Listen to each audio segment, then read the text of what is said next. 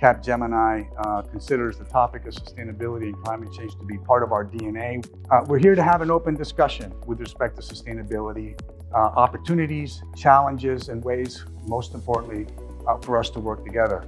This one has a focus around the high tech and innovation.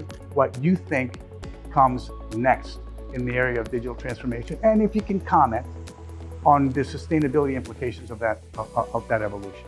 I think we're going to see a pretty hard pivot to the discussion, more focused on climate adaptation and less climate mitigation. We're enabling companies and citizens and consumers to write out the impacts of climate change. And in the process, we're beginning to create an even more distributed clean energy grid. Imagine a world that is, as we said in the UN report, a world that counts.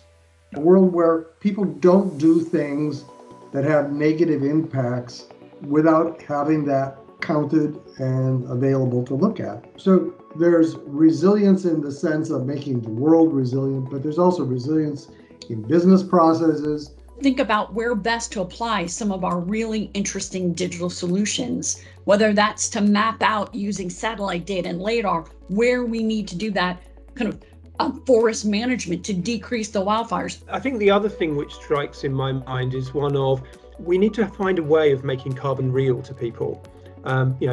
Nobody really knows, what does a ton of carbon look like? We do need to find some way of conceptualizing carbon, and almost so that, in the same way that the evening news readers read out, today the stock market went up 5% or down 5%. It's a glorious opportunity to say innovation needs to also come with societal KPIs, to use the biz term, key performance indicators, that are actually a lot easier to be accountability towards. Is what we're building increasing long-term environmental flourishing and human well-being? The good thing is, at least when I started coding many years ago, or versus when we see our next generation, they are far more knowledgeable about sustainability than we were. And that's the positive trend, which at least keeps me personally happy that yes, the next generation will take care of this cultural shift.